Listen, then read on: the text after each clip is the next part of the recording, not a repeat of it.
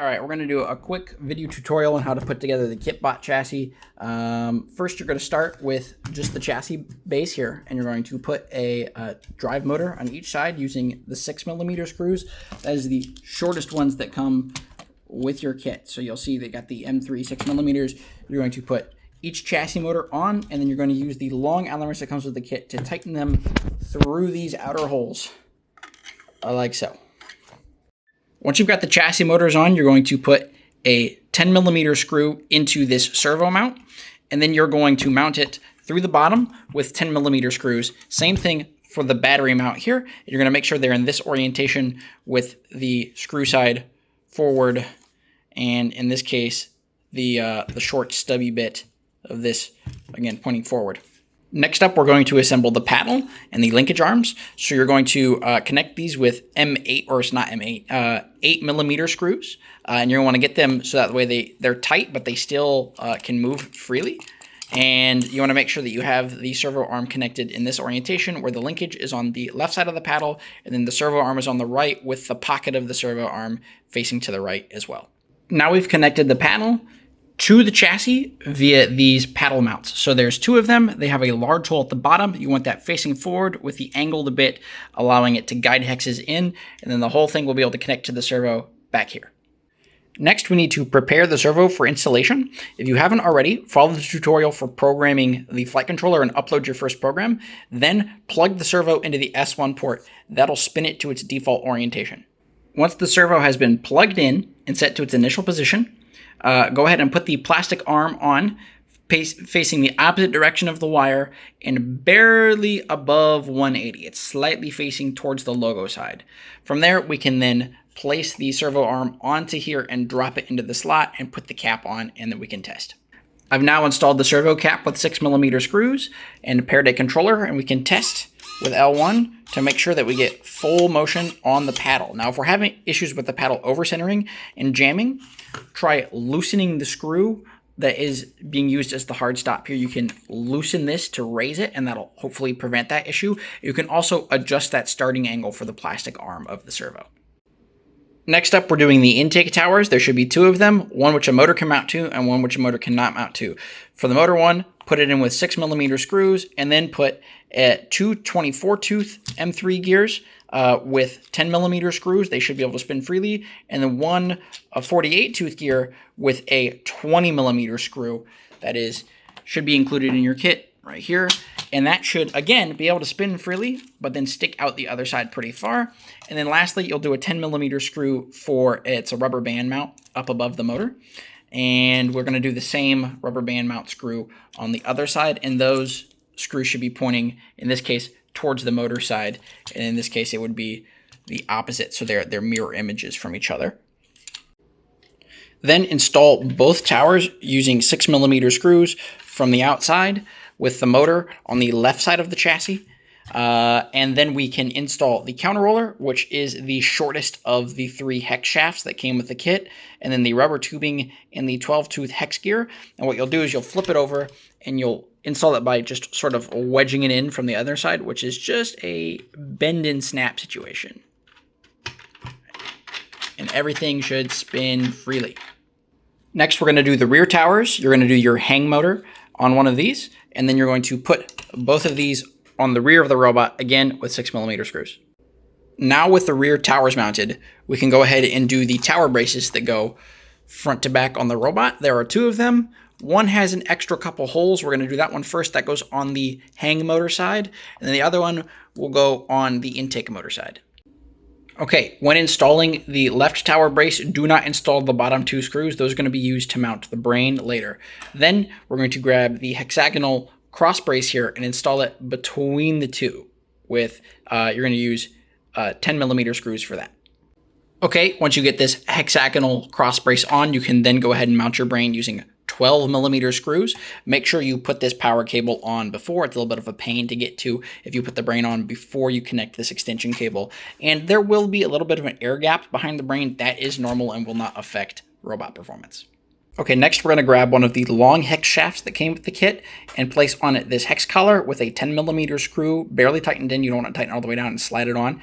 And then this is a 24-tooth hex gear, and this is an 8 millimeter screw on that. And then we can slide this in right above the motor here. And then you can push these all the way out to the edges and tighten the screws down.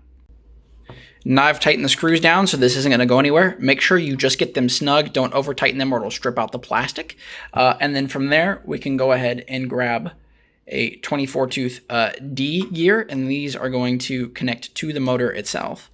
And then we can tighten that down, and that'll mesh with our hanging shaft here. Next, we're going to do the hang arms. So there's going to be 2 of them. You want the 10 millimeter screws here partially threaded in and then facing each other, and then you'll connect them to this hang cross brace with the eyelet down and facing the hooks. And you'll get this whole assembly together, and then we can bolt that to the robot up top with 10 millimeter screws from the outside right here, and I'll cut to what that looks like in a second. All right, this is with the hang bar on. You want to make sure these screws are loose enough that the hang can go up and down smoothly. And then once we have that there, we can go ahead and put the rubber bands from here to here to pull the hang all the way straight up against the hard stops. All right, now is with the rubber bands on. They're doubled up. It's a size 32 doubled up rubber band running down and around and behind the intake tower, and that should give you a nice, decent spring upwards. All right, now I'm looking at the bottom of the robot, and we're going to do the chassis wheels and drive gears. And so you're going to take these 19 tooth D gears, and you're going to put them on with the gear side facing away from the motor like this on both sides, and tighten those down with an 8 millimeter screw until they're snug. All right, now that I've got both 19 tooth gears on, I'm ready to put on the traction wheel. And so this is a 42 tooth insert that goes into the traction wheel friction fit, and then an 8 millimeter screw. And then we're gonna go put that on, and then there's a shaft hole on the outside where we will use the round shafts that come with the kit. And all the round shafts are approximately the same length. There's slight length differences in them, but they're about the same. And so you're gonna use those and connect that through, and then tighten that screw down to allow it to bite onto the shaft and hold that against the drive gear. And now I've installed the wheels. You'll see that any extra shaft that we have extra length, make sure that's just facing the inside of the chassis. That way it doesn't get snagged while driving around. And both of these should spin freely on their motors. They both should spin fairly well. Next up, we're going to install the 4 Omni wheels. Each of these has a 10 millimeter screw on them, and we're going to use the remaining 4 round shafts. And we're just going to send these through each of the remaining round drive shaft holes that are on the robot. So I'll cut back when I've done that. And here we are with all 4 wheels on the chassis now. Next up, we're going to mount the intake arms. So on the left side intake arm, you're going to mount the 3 12-tooth M3 gears using 10 millimeter screws and make sure they can free spin well. And then you're going to go ahead and slot that over top of the extra screw that is sticking out from when we put on the 48-tooth gear, and those should all mesh and spin freely. And then you're going to put this one on the other side. There's a screw hole over here for it, and you're going to use a 10 millimeter screw just so that you want to make sure it's got some motion up and down. That way the intake can bounce up and down as you intake hexes. All right, once you have both intake arms on, we're ready to install the flex wheels. So this is the last long hex shaft we have with all 4 compliant wheels and their inserts in, and then a 36 tooth hex gear, and all of that is sandwiched onto this shaft. And then we're going to be able to insert it in between here and then pop on this last intake cap with 8 millimeter screws. And so I'll cut back when I'm done with that. Now with the intake rollers mounted, we can verify that everything spins freely. Nothing should be having significant friction or jamming up here. You should be able to spin this just with your fingers. And then we're going to take our last 24 tooth D gear, and we're going to place it on the motor and tighten it down, and then that will complete the intake. I tighten this motor down, this gear down with an 8 millimeter screw, and then that completes the intake. Everything's now connected, so I went ahead and wired this motor up. It goes into port M6. I wrap it around the motor to keep it neat, and I also wired up the rest of the motors. So the left drive is in M3, and then the right drive is in M4, and the hang motor is in M2 by default. And those right side drive and hang motors use the extension cables that come included in the kit so they can reach.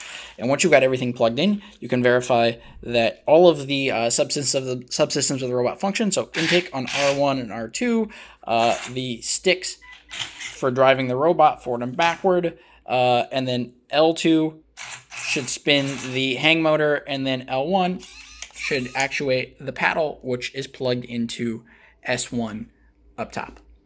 I went ahead and added a couple zip ties down here just to clean up the cabling and keep it all tucked away inside the robot, as well as I added a zip tie up top to these 2 extra holes on the right side of the robot, and that is for clipping on identification lights so you can tell what team you're on.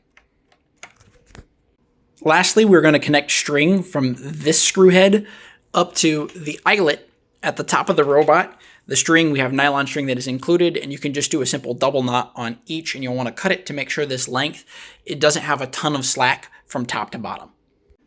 And here's the final product with the string, and you can see running the motor winches the robot right up, and then I can run it right back the other way. This robot is now complete and ready to play a game of Hexy Hustle.